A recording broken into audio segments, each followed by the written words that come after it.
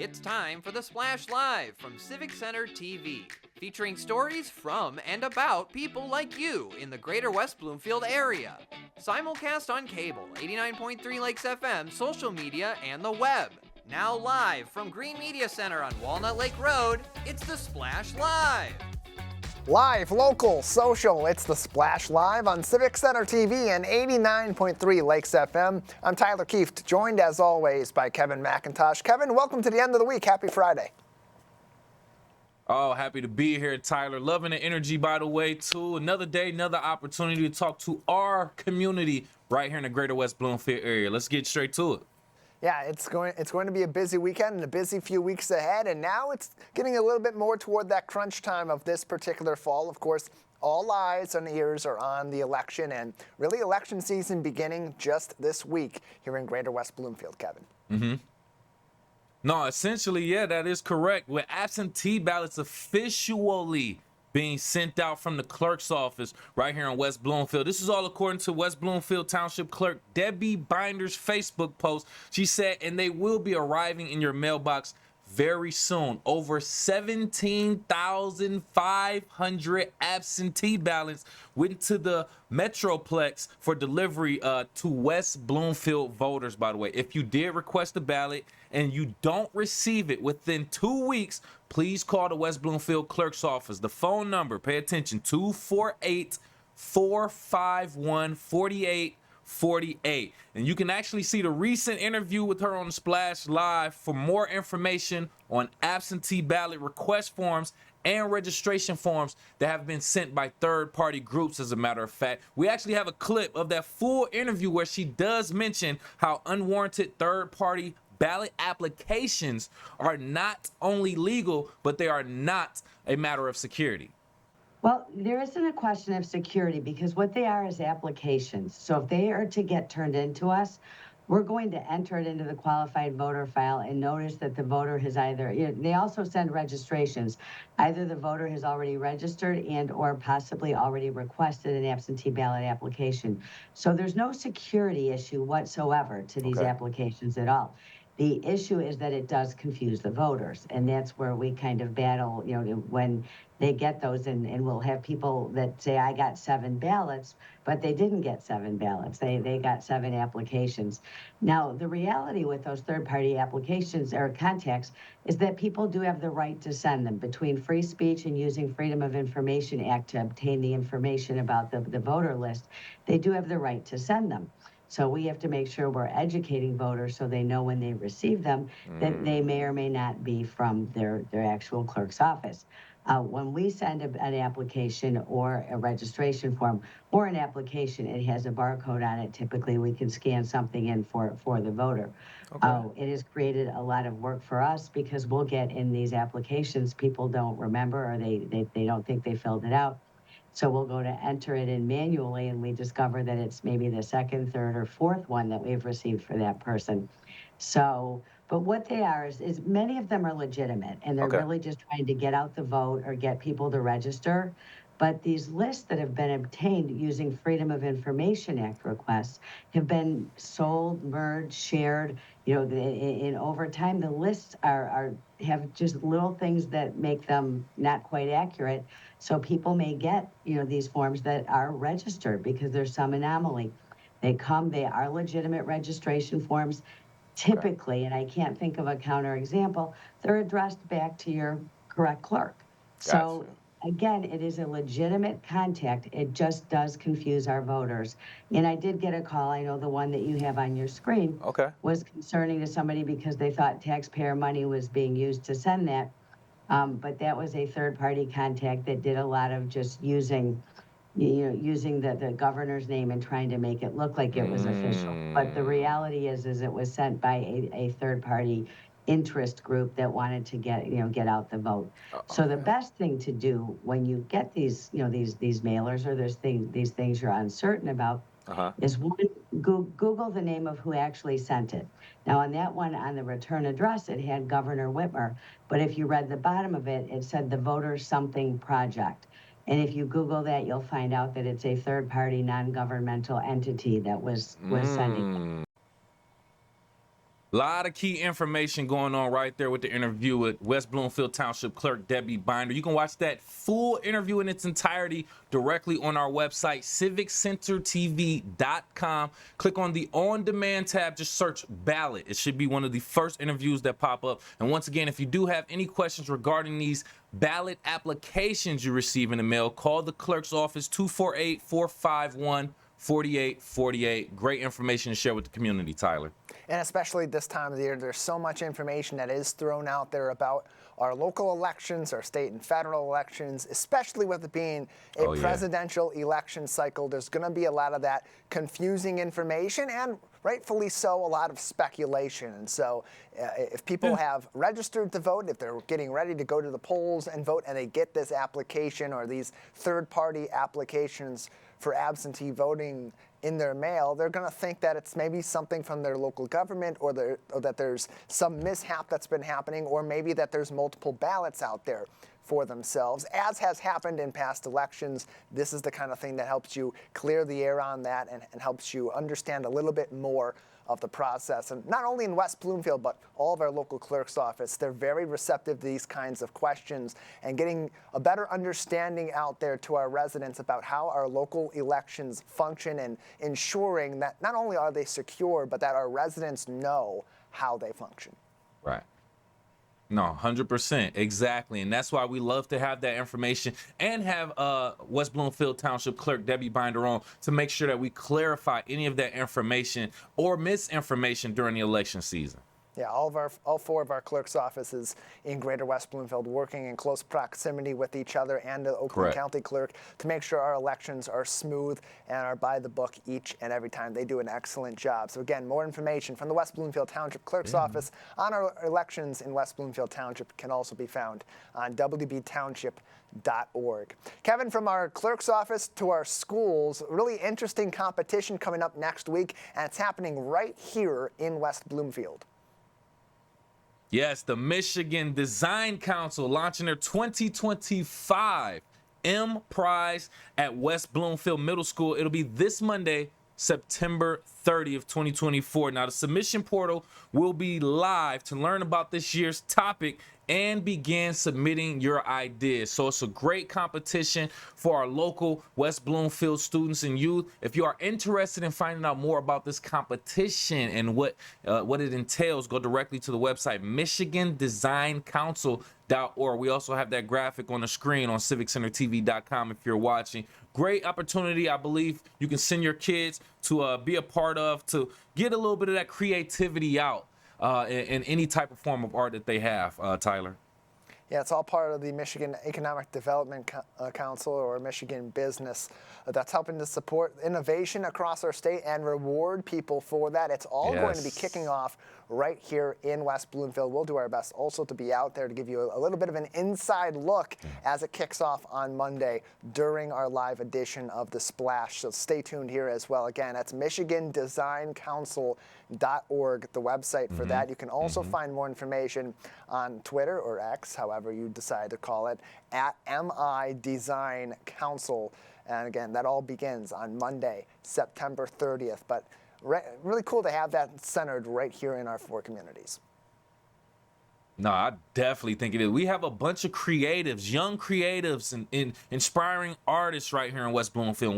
We've interviewed them right here on The Splash, also on Civic Center TV. So to have another opportunity, another platform to give them, resources to kind of advance their ideas, I love to be a part of that. Now, the contest will start in West Bloomfield. Hopefully, it'll also conclude in West Bloomfield, with some of those winners being from right here in our four communities. Kevin, earlier on this week, on the other side of our community, veterans getting together for their monthly coffee meetup from Sylvan Lake, this time actually in Keego Harbor at Evolved Juice and Smoothie Bar. This, of course, is the monthly veterans meetup that was born out of the prettiest little city in Michigan just a few years ago, right around Memorial Day, and ever since has grown into a massive group of people that meet month in and month out. Look at this turnout that they had earlier on this week for their September meetup. They continue to bring in more veterans from across our communities, from across the Lakes area, different generations, different branches of the military as well, all to share their stories, build a sense of community amongst our veterans, and of course, course, enjoy some great coffee, food, and company from friendly people across our 4 communities. And Kevin, if people missed out on this, there's still plenty more opportunity to come. As I said earlier on, they meet every single month. Their next meeting just a few weeks away. It's going to be Thursday, October 17th at Lakeside Dental. Typically, it's a morning meetup, so probably around 9 or 10 o'clock. We don't have the exact time just yet. But again, Thursday, October 17th, next month, they will be meeting up at Lakeside Dental. I'd probably suggest, after all that coffee, maybe bring your toothbrush with you. Keep the doctors happy over there after you enjoy a few cups. I know, right? Going straight from coffee to the dentist's office, I feel like I'm being judged. But overall, I just love the fact that they are continuing to roll with this group, the veterans meetup group, and they're meeting at different places to kind of switch up the energy and support local businesses. Let's say that, because that's very important. So I love that they're doing it. I love that the group is growing and that we are also putting it out there for other local veterans in the greater West Bloomfield area to also encourage them to join. Yeah, that's the thing. It was born and bred out of Sylvan Lake. It's expanded not only to our 4 communities, but to all Lakes area veterans. They want to bring people in and say, hey, look, you may not have that veterans community that's set in stone, in place in Waterford or in Commerce or in White Lake, but if you come on over a couple towns over to the prettiest little city in Michigan, we've got that community for you right here with some very friendly people that love to have additional company at these events. For more information, you can contact their organizers. It's usually organized between Kelly Krause and Kathy Robbins out of Sylvan Lake. And of course, stay tuned for even more details here on Civic Center TV, as we've of course told you about the October 17th meetup, but we'll tell you more about what's happening in that regard for November, December, and beyond.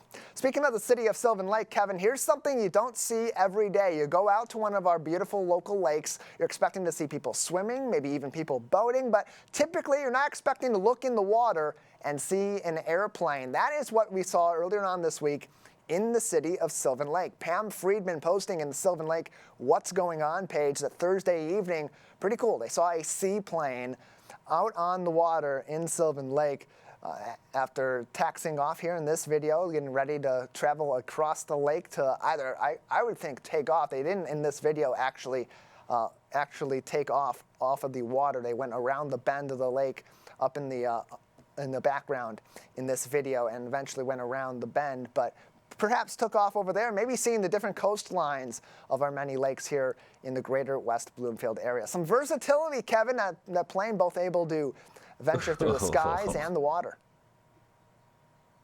Yo, that is crazy. Yo, I'm gonna be honest with you. Those are the 2 things that I wouldn't mind being on, a boat or a plane, but I get nervous every time I'm on one. To mix that and just be riding around the water, that's actually kind of cool. I'm gonna be honest with you. That's actually very, very cool to see in person. Yeah, typically when I'm driving home, I'll have to go through Walled Lake. There's a couple spots in there where there's this red seaplane that's going between the different lakes out in that area all throughout the summer and into the early parts of the fall. So I see a lot of seaplane action all throughout the summer in the air and on the water throughout the lakes in my area of Oakland County. Cool to see it here in Sylvan Lake as well. It's a pretty nice reaction too in the comment section in the Sylvan Lake What's Going On page. A lot of people impressed with the pretty cool sighting there. The only critique was at the beginning of that video, it did appear, as we saw it on the screen, that plane was in the swim area. So other than that, did a great job of keeping out of the way and doing so safely. Nobody was in the swim area, of course, at the time, so it was perfectly safe. But that's the only critique we've got so far. Other than that, people are very welcoming of this action, and hopefully we'll see more of this plane in the coming weeks as we continue on through the last few weeks of boating and lake season here in the greater West Bloomfield area. And Kevin, after the plane took off to the skies, the sun set overnight here in the greater West Bloomfield area and had its own eventful nature itself. Here's a couple pictures from over Cass Lake in Keego Harbor. This is from Brad Lewis in the Sokeego Facebook group. That red sky, certainly going to be some good news for maybe our sailors looking to get back on the lakes this Friday afternoon and evening. This is maybe 5-10 minutes earlier. Same lake from Bruce Tayback, who had another picture he had posted from a few minutes later that was very similar to Brad's picture with that red sky. But a beautiful sunset Thursday evening over greater West Bloomfield. That is a photographer's dream, an artist's dream. Even if you're painting, That's a great image right there. And then you can only see something as beautiful as that right here in the heart of the lakes, the beautiful greater West Bloomfield area, Michigan in general. We have our own beauty, and that's captured right there in that photo. I love it. That speaks to the essence of where we live, man. Yeah, you get out beyond that second bend in Keagle Harbor. There's one as you go into Keagle Harbor on Orchard Lake Road. There's another one as you go down Cass Lake, right around Magnolia by the lakes, and then you turn right in front of the lake. That seems to be a great place where people get these kinds of pictures all the time. The sun setting, you see a little bit of the reflection on the lake water. You get just a little bit of cloud cover. You end up with those pictures that we have from Brad Lewis and Bruce Tabak, and a nice little photography lesson from residents of our community as well. Kevin, on a much more serious note, in the last couple of weeks, we've seen an uptick of threats being made toward our schools, presumably by students or others looking to either do harm, cause chaos, or a little bit of both, and it's got the attention of local authorities.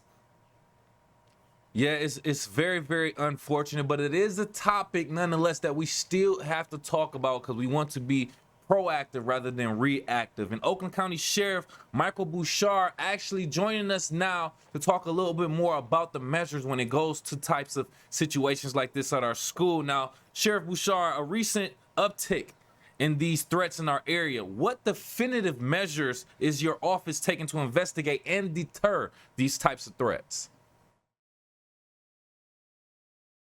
Well, one thing we encourage, especially students and teachers, people in the school, is share information. They're more likely to be in a position to see or hear something that's threatening or concerning than we are. So they've got to share it. And if they can't share it directly with us for whatever reason, or they feel uncomfortable, use the tip line, okay to say. And I'm glad you brought that up, sir. So let's just move straight into that. Let's just talk about how important that tip line is in these cases and what steps are being taken to encourage more community residents to participate in reporting suspicious activity.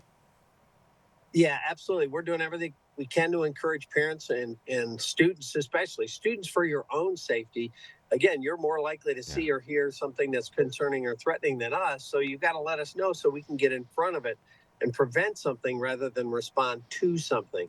And so once we get a tip, once we get information about a concerning comment or a threat, then we begin our process. And our process is first, immediately make the school and the situation safe. So that go there, check the person, find out who said it, what kinds of things they have with them. And then we go with that student, take that student home and determine availability and accessibility of weapons in the home and talk to the parents. So we intervene immediately. We investigate 100% of these. And I like that you do that, going all the way to the parents. With us live here on The Splash, Oakland County Sheriff Michael Bouchard talking about recent school threats right here in Oakland County, talking to the students. What advice would you give to students who may not fully understand the severity of making these types of threats, even as a joke? Well, I would tell them that just look at the past week. As you mentioned, 3 were formally seriously criminally charged, including 2 of those young students with 20 felonies. But there were an additional 4 other students that were immediately suspended and removed from schools. So if you say something that's a threat and you don't think you're going to carry it out or don't plan it, think it's a joke, it's not. It's a crime. 100% of the people that make a threat will be held accountable one fashion or another. Yeah. Not that we want to see everybody in jail, but we want to make sure the message is clear. This is disturbing, threatening, and terrorizing behavior. In a community that's had multiple mass shootings, people are very afraid. And to say something like that really spins people up and makes panic.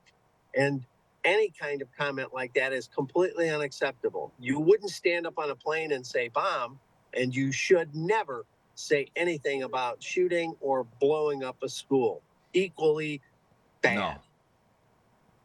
No, absolutely. And we do appreciate your time and your information, Sheriff, as we can get ready to wrap up. Last message for anyone, parents, students, or residents of the community when it comes to school safety.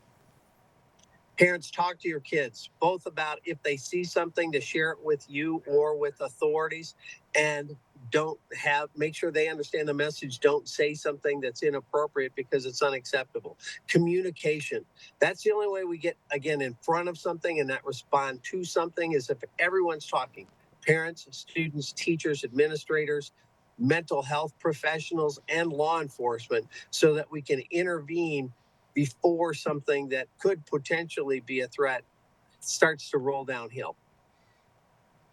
Wholeheartedly. Communication on all levels of it, from all angles. Once again, from Oakland County Sheriff's Office, we have Oakland County Sheriff Michael Bouchard. Thank you so much for your time, sir. We definitely appreciate it. Sure thing. Have a great day. It's always reassuring to know that our top law enforcement authority in Oakland County is doing any and everything to make sure we are safe and being proactive instead of reactive, which he says takes communication on all levels, from the students to the teachers to the parents. So thanks again to Sheriff Bouchard for his time. I think that's information we should all soak in the community, Tyler. And it's a serious topic that Sheriff Bouchard had mentioned is taken 100% seriously throughout our communities, both with the Oakland County Sheriff's Department and his deputies and his detectives and investigators, but also with local authorities and the school districts too. Even earlier this week, if you watched the West Bloomfield School District Board of Education meeting, a concerned parent coming in, a couple of concerned parents coming in after some threatening words between students at West Bloomfield Middle School in recent weeks as the school year has begun. So it's not something that's uncommon even to our community, and these things are taken incredibly seriously. All the more reason to talk with your kids about the serious nature of these threats and the resources that are available to them if they hear any of these threats or these rumors and they want to report them. OK to Say is a free program throughout the state of Michigan that Sheriff Bouchard had mentioned. Michigan.gov/OK, the number 2, say, for even more information. Again, Michigan.gov/OK, the number 2, say. And that's a place where you can provide online tips. It gives you information about texting OK to Say at 652-729 and calling them at 8555 OK, the number 2, say, as well as the free OK to Say apps for both iOS and Google Play that are all available. So many different avenues, including talking to a teacher or an administrator for your students or yourselves as parents as well. Good information, really important that we have that out of our community. And Kevin, as we talk about helping our kids in the classroom, we're also thinking about helping kids outside the classroom, their parents, their families, in their times of most desperate need. And often that happens when there are health concerns or there's been a hospital stay or a disease in the family that relates to our children. A local business here, a fitness trainer, hoping to bridge some of those gaps with a special fundraiser happening this weekend that will help to benefit St. Jude's Research Hospital. It's Sally Fit's Zumbathon happening this Sunday from 10:30 a.m. onward at Sally Fit on Orchard Lake Road. Joining me on the program now to tell us more about this event and the fundraiser and her motivation behind it is Sally Diaz, who is a personal trainer and the owner of Sally Fit. Tell us a little bit more about how this came about and how you're looking to support this organization through this fundraiser, Sally. So the event will be at the parking lot at Sally Fit, and will be 100% donate to St. Jude Research Hospital. All the money. The ticket is $10 to participate of the Zumba, and this is to put all our community together to help the kids who need our help. This event hopefully will be a successful event. We will go raise a lot of money for the kids, and it's just the way to give it back to the community and to our kids who really need us in this moment. And why not do something what is fun, is health, is energetic, is positive, And me and my whole team donate our time to put this together to do something for the community, to do something for others. That's all it is. And what's really cool about this too is not only are you giving your time and your energy to this, and of course your expertise in leading this Zumba class for the public that shows up for just that $10 donation. All these proceeds that you're making from this event are then going to help St. Jude's Research Hospital in providing the needs to these children. So what on your side got you into wanting to run an event like this, to do a fundraiser for this organization? Why is it important to you? So it's important to me because everybody have a story with somebody in your family who go through of a difficult time, and sometimes it's difficult find the researcher to help you. You know, the money, the house, where you go, where we stay. And I know this hospital is helping so many children all around the world. And I know kids with problems and with cancer problems. And I can help everybody, but I know what help the hospital who can help them. And that's how I get involved with that. And I have the other team, in other people in my team who is very attached, very personal in this event. And that's how this event coming through. It's because we have people we know it's touch of this horrible disease, and sometimes don't have the help. And if everybody get together and donate a little bit and doing a little bit, everybody, we can help with two children. I don't know how many we can do, but however what we can do, we do. We have hope. That's Yeah. only we have hope. Yeah, and And those, with hope, we do this event with a hope to help and make a difference. That's it. yeah, and it will. According to St. Jude's Hospital, they treat about 8,500 children with cancer and other life-threatening diseases or conditions all throughout the year. Their families don't get a hospital bill from that, and they also assist with treatment, with travel, with housing, and with food. So many different resources that are critical when you have a hospital visit at any age, but especially for these kids who are going through something so horrifying that they shouldn't have to experience as a kid, and their families putting in all this effort.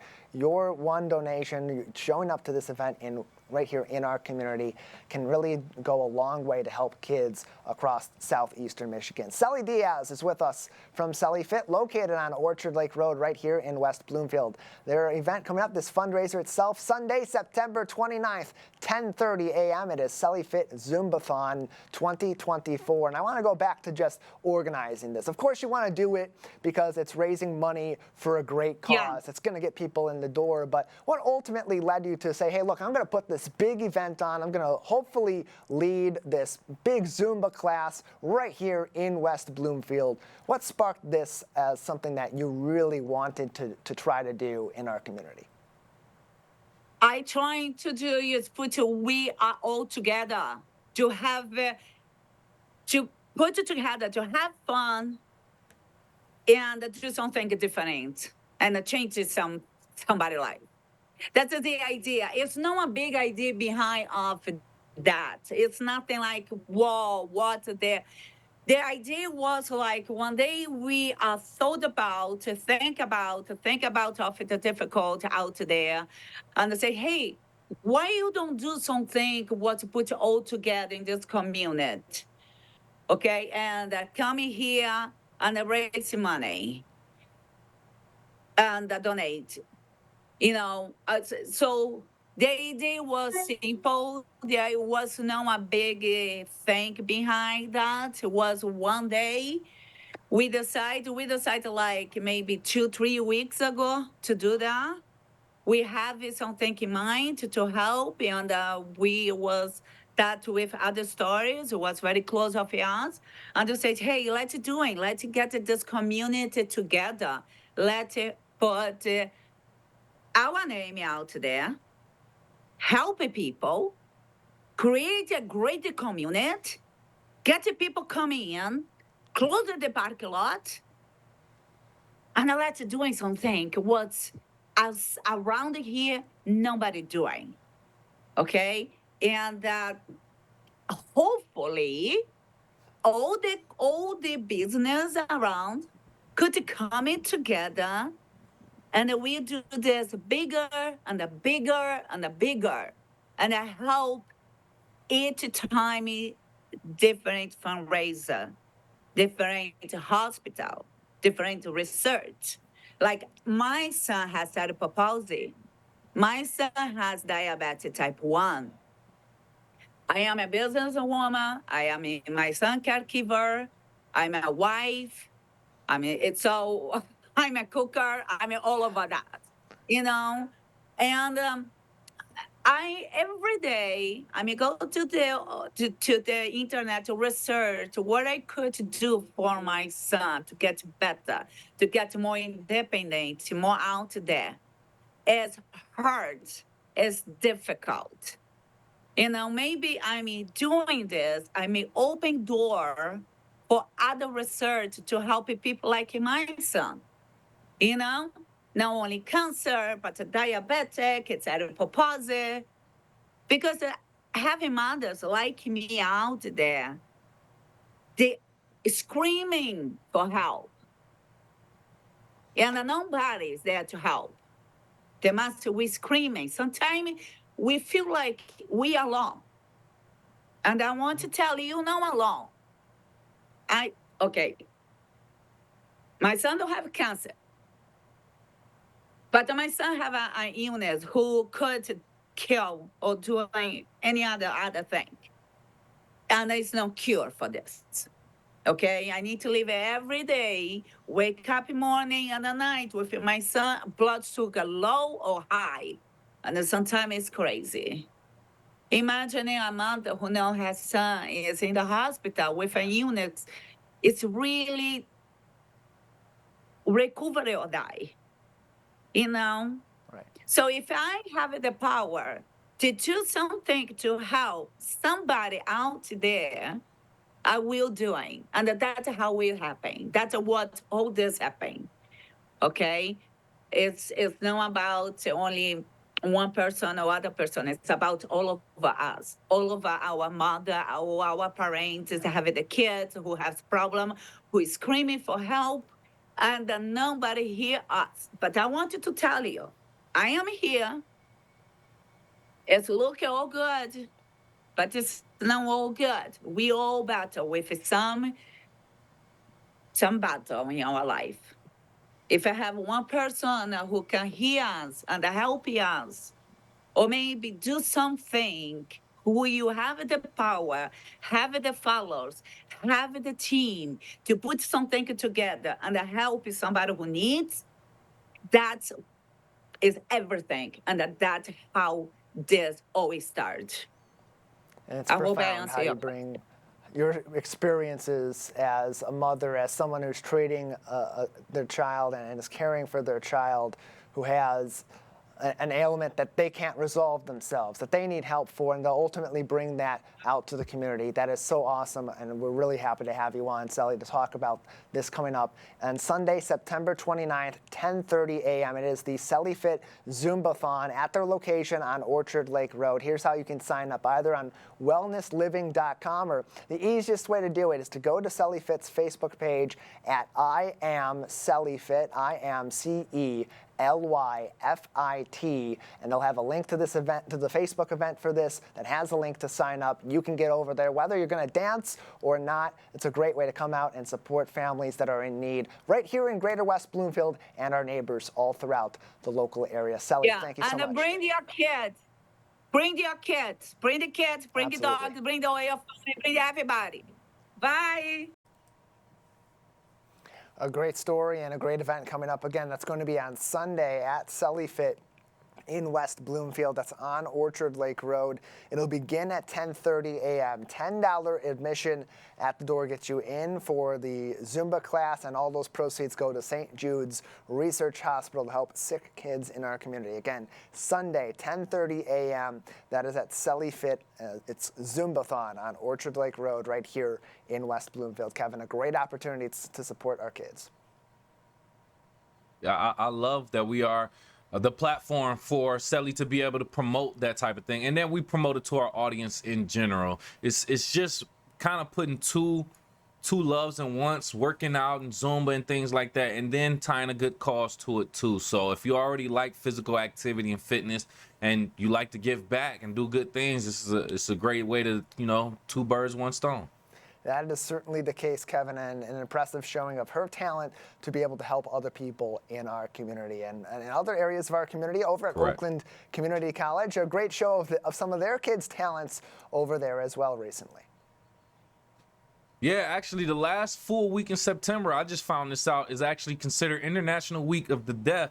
And there was an ASL, American Sign Language game show hosted by Oakland Community College recently during International Week of Deaf. And that was in Farmington, and it was actually a deaf game show with a variety of skits. This actually happened yesterday, by the way, Thursday evening. Some of the West Bloomfield Lakers American Sign Language students from that group, they actually attended and had a beautiful time. We actually have some of the photos, Civic Center TV right now, if you are watching, of the game show, American Sign Language. It's great that the students actually had that experience with some members of the deaf community. And like I said, continuing on into International Week of the Deaf, I think this is great for the students and, like we said, the deaf community to get together locally and have a game show. I think that's great, a great way to, integrate American Sign Language, Tyler. Yeah, certainly a great way to integrate American Sign Language into our community and show the talents of many of our students in our community, but also show people that are learning American Sign Language a little bit of sign language in action in a variety of different ways that they probably wouldn't see every day, especially in the classroom, but as they're communicating with ASL speakers in the community as well. Right. And with that being said, continuing on to International Week of the Deaf, join us right here live on The Splash from a local organization established in 1981, DeafCan, Community Advocacy Network. It's a nonprofit providing a wide range of services to deaf and hard of hearing individuals in southeastern Michigan, supporting their needs through advocacy, communication, and leadership. So with us right here live on The Splash, case manager and advocate for DeafCan, we have Kaya Kitchen joining us. And just for our listeners on 89.3 Lakes FM, she is actually using an ASL interpreter to kind of translate some of our communication right now. So you may experience a slight delay. But how you doing, Kaya? Thank you for joining us today.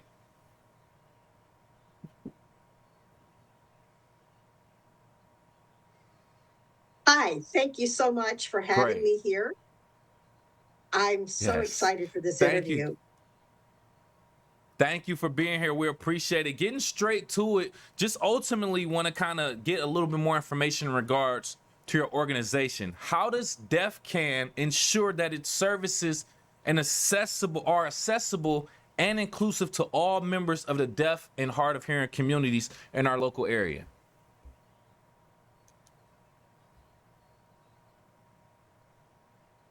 So our agency makes sure that our services are accessible and inclusive for all the members of the community.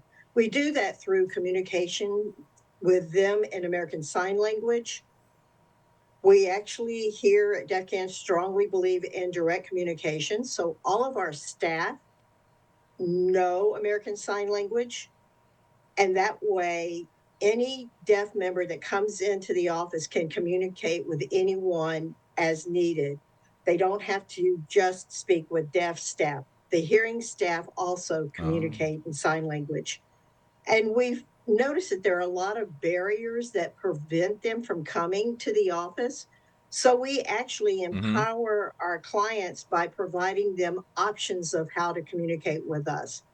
They can come into the office, or we can do video phone communication where the client can actually see us directly and we communicate with each other. If the person is deaf blind, will a in-person visit will go to them. We'll give them options: email, text, video phone, or in person, to make sure that all of our clients have accessibility. Interesting and great information. I love that you are doing any and all that you can to speak to the members of the deaf and hard of hearing community. With that being said, you spoke on it briefly, but give a little bit more detail into some of the biggest challenges the deaf and hard of hearing community face when seeking services.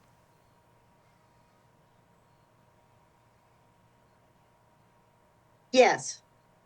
So the biggest challenge that our deaf and hard of hearing and deaf blind community faces is when they're in search of services through other programs. Sometimes a social worker doesn't have awareness of their language or resources that would fit their needs. So it's very easy for the social worker, even though they're doing their best, they can misunderstand things because of cultural differences. And so they're not always providing the right, accurate resources. That's where we step in, because we have the cultural understanding and the ability to provide the right resources to the community. Interesting. Okay. Well, with us right here live on the Splash from the Deaf Community Advocacy Network, we have Kaya Kitchen, case manager and advocate, as we are speaking on International Week of the Deaf and how this organization actually helps individuals who are blind and deaf and hard of hearing in our local community, and we appreciate that. Now, in your position as case manager and advocate, what are some of the most impactful success stories that you've witnessed with your time in the organization?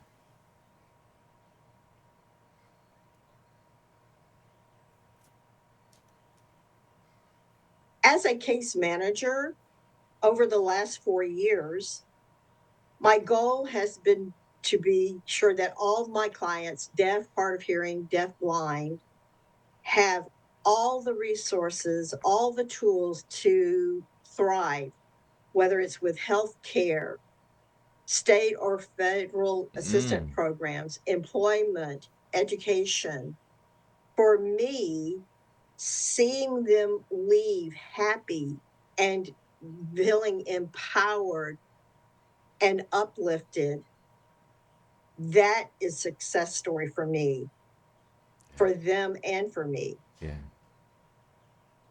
I love that.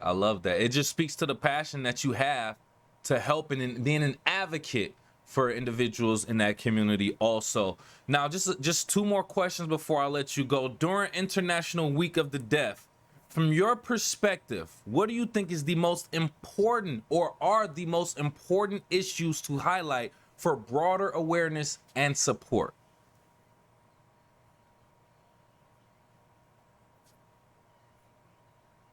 So it's really important that not just here in America, but all over the world, that all deaf people have access to just a variety of accesses. I want to mention that the American Sign Language is not the only sign language used. There are over 300 different sign languages around the world. Wow.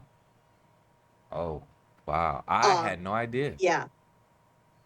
Yeah, there's a great global organization called the World Federation of the Deaf, and they actually provide services and making sure 7 million deaf individuals in the world have access to basic rights for communication, for health care, and other needs. They work with over 130 countries and deaf leaders, making sure that they collaborate, work together, working on policies that affect positively or negatively our deaf community. Oh, wow.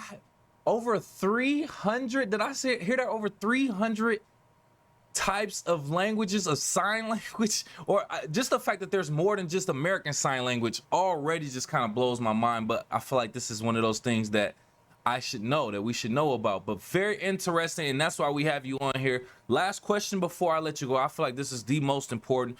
How can the general public and hearing individuals become better allies in the deaf and hard of hearing communities and blind communities, both in everyday interaction and through advocacy?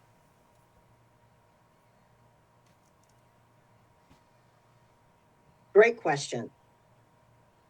For the hearing population, they can become better advocates by learning basic sign language and also different methods of communication, writing, or asking the deaf person how they would like to be communicated with. There's personal preferences for communication. I would also encourage the general public, if you know someone or if you know of a local deaf event, go and support that event. That's the best way to learn, is by getting involved in the community. I like that. And it makes sense. It makes sense. Just get to know them a little bit, see how they like to communicate, and just make them a little bit more comfortable and try to have common ground and understanding. Thank you again so much for your time. We appreciate you and your organization, everything you do in the community. Once again, from the Deaf Community Advocacy Network, also known as DEFCAN, we have case manager and advocate Kaya Kitchen and her ASL interpreter Barbara Henson. Thank you for your time.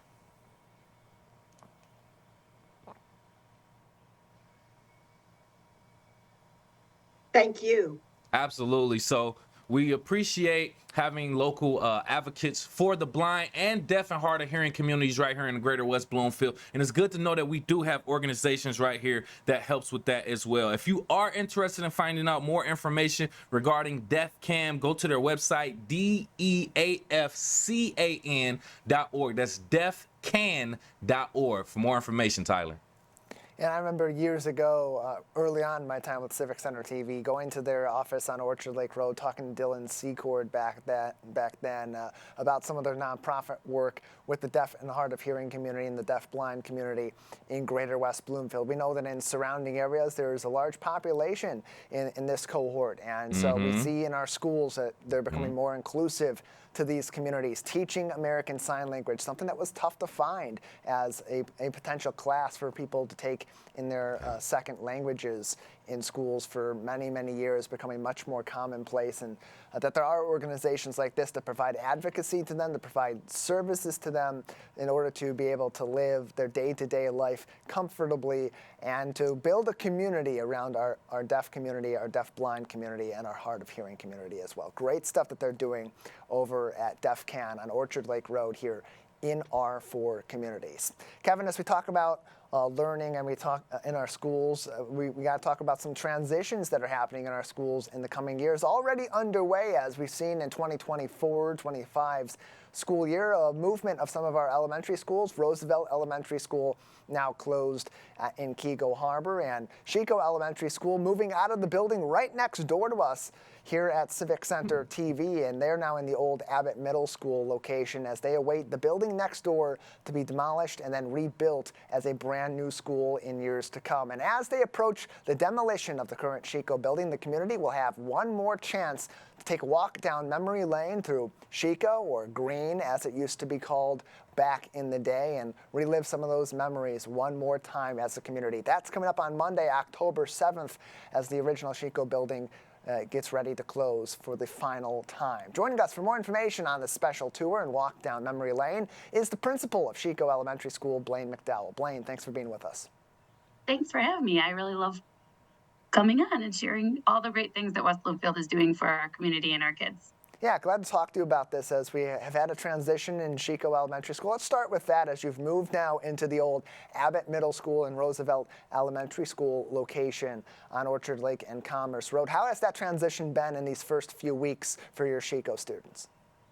You know, I could not be more proud of our students and our staff and our families. It was a big move. Our teachers have made the building look absolutely gorgeous with all of their finishing touches.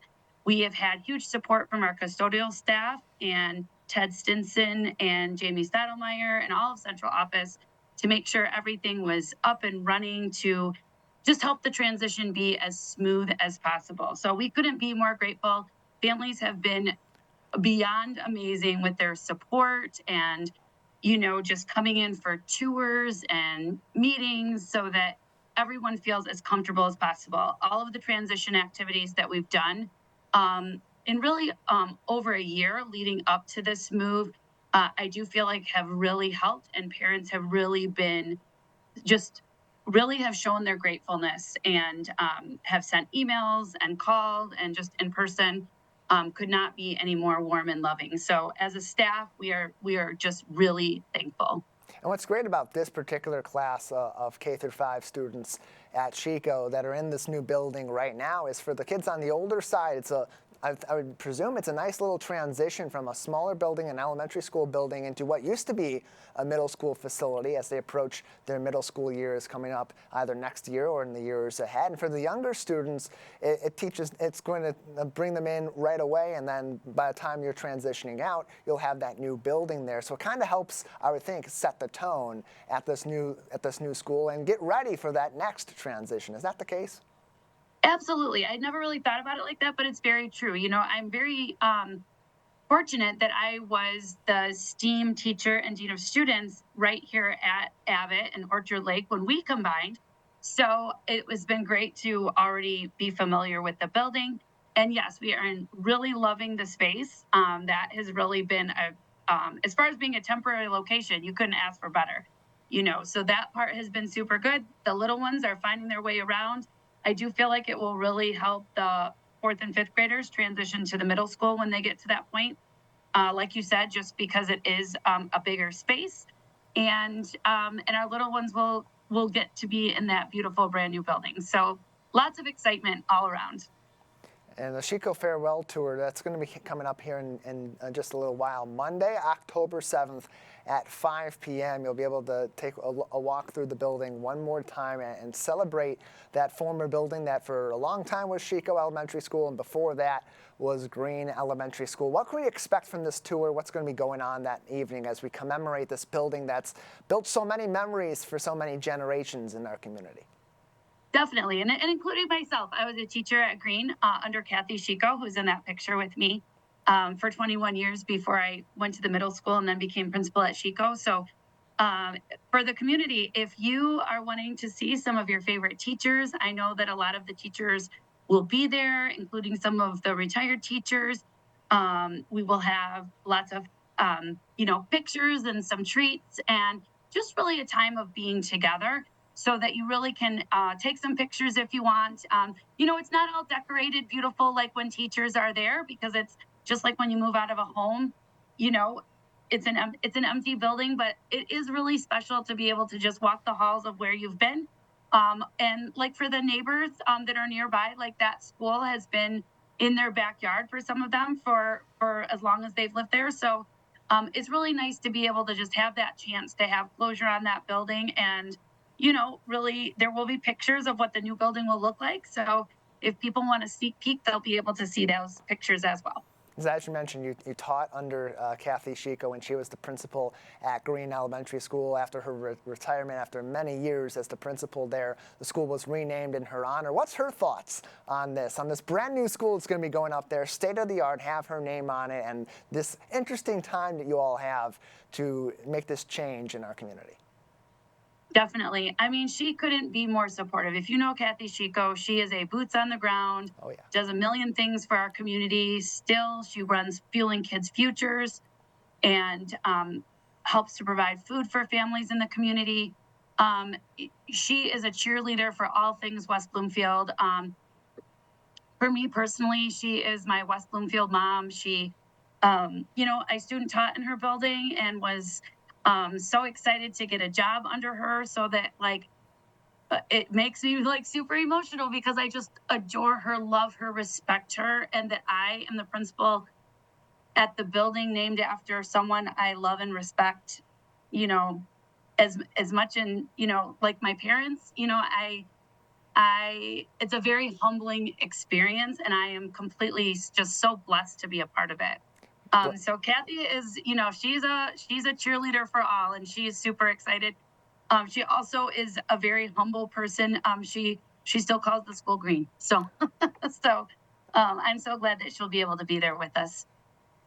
And Blaine McDowell is with us, the principal of Chico Elementary School. Their farewell tour will be Monday, October 7th at 5 p.m. And Blaine, as you have gone through this first part of this transition, the second one coming in a couple of years, expected fall of 2026, the new Chico building will be open. How does that help you and your team inform how you hope to build those memories with these current students as their Chico Elementary students now having more of that context from the community about what this building, what those experiences in their past have meant to them?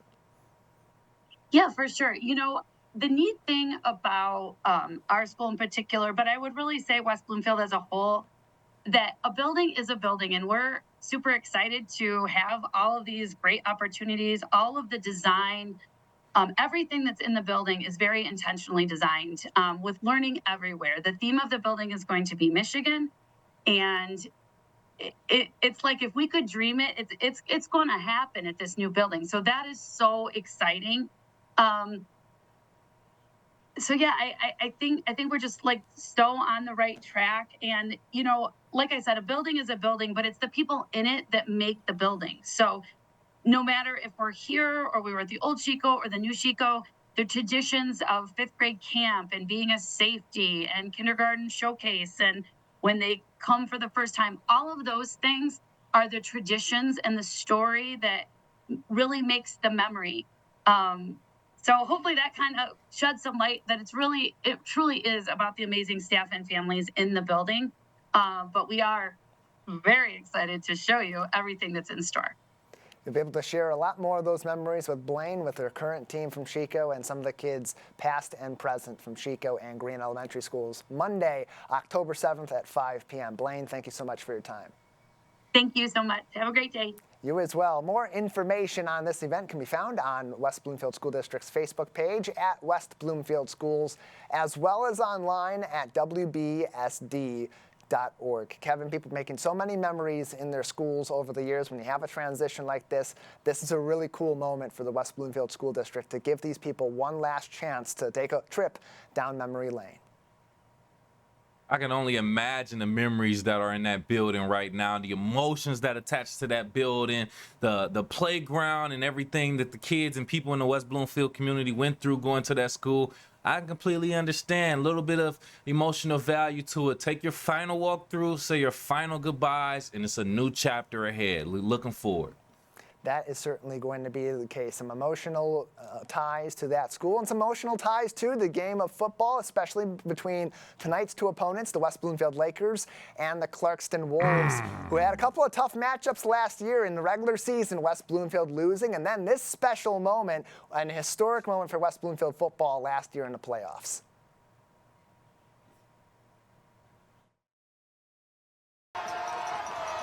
Snap. Kick is up, and it's blocked! It is over! This one is over! Jameer Benjamin has the football! At this time, when it is over, it is all the way over.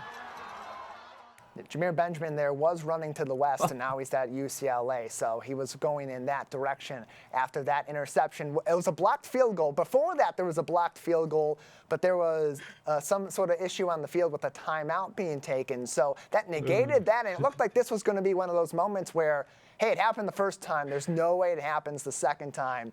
And it did anyway. West Bloomfield winning that game, moving on to the semifinals. So maybe a little bit of revenge on the minds of Clarkston tonight.